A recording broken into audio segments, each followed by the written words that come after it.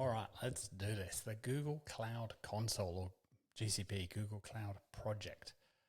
Okay, there's a few moving pieces here. So first thing we need is a project in order to manage all of the bits and pieces that we're going to have here, because we're going to set up access for a whole bunch of different Google services, and that all needs to live in one place.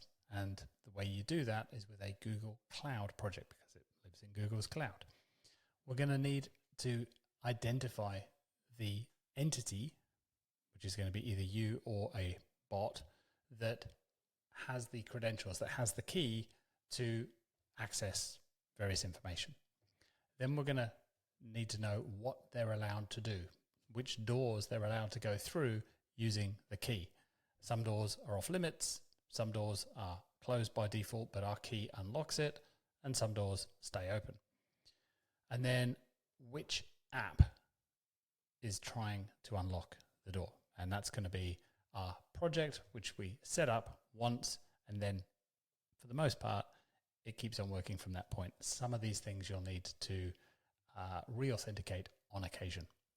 And you do all this inside the Google Cloud Console, which does look intimidating, but Claude Code is really, really good with this, and it will walk you through the steps. Plus, I've got a guide on the members portal. I've got an old guide on the 8020brain site as well. So there's plenty of help around, but yeah, Claude Code is your best friend here. There's no need to plonk a post into the members area and say, how do I set up a Google Cloud project? My favorite saying, I need a t-shirt, just ask Claude. So you will go to console.cloud.google.com. Again, Claude will walk you through these steps, but you can try stopping and starting the video and following along. I would probably prioritize Claude over this. Use this to sort of get your head around the idea, but the interface may well change by the time you look at it. So you're going to create a new project. You can call it anything you like. I like short names, so as long as it lets you use a short name. I can't remember whether it's 4 characters or 6 characters that is the minimum required for a project name.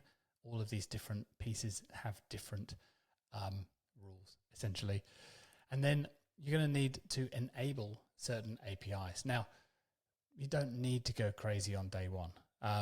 Over time, it's really, really easy just to go back into the console, flick on a new API, basically say, identify it, right, that's a door that we want to go through from now on, and add those as and when you need them, rather than trying to set up everything that you might possibly need right at the start. But I'm going to suggest, at a minimum, to start with, you probably are going to want Calendar, Gmail, and Sheets, maybe Drive and Docs as well. Eventually, you might use the YouTube API.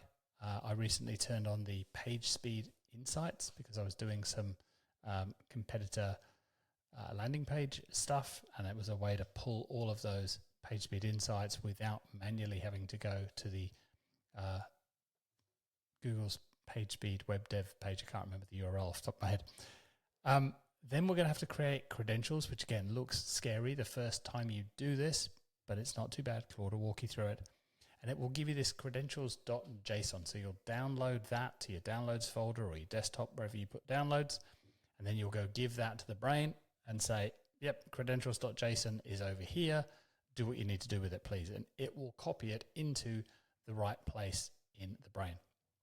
I think I actually, since I created these slides a couple of weeks ago, I think I have since moved all of the credentials outside of the brain so that they sit on my computer and the brain references them elsewhere on my computer. But however you want to do that, it's completely fine. Again, just ask Claude and go with whatever it suggests. That's the hardest part. Once you've done that, you're pretty much most of the way there. Now, there's this other confusing thing to understand. The difference between OAuth and a service account. So OAuth, for an API that acts as you, so in other words, Gmail and Calendar, let's just start there. That's you. So you need to essentially go through this process through a browser login, window pops up, you say, yes, I approve. And now you've got this token, again, that you just give to the brain and say, look after that for me, please. The service account is kind of a Google robot acting on your behalf that you use to access shared stuff. So for example, Sheets, Docs, and Drive.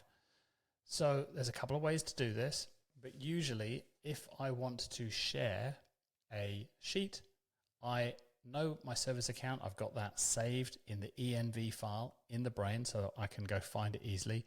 I'll copy and paste it and I will share, just like you share a sheet with another person and you choose that level of access, I will share the sheet with my weird service account email address, set that to editor, and then I know that essentially the brain now has full access to that particular sheet. And it's amazing what it can do.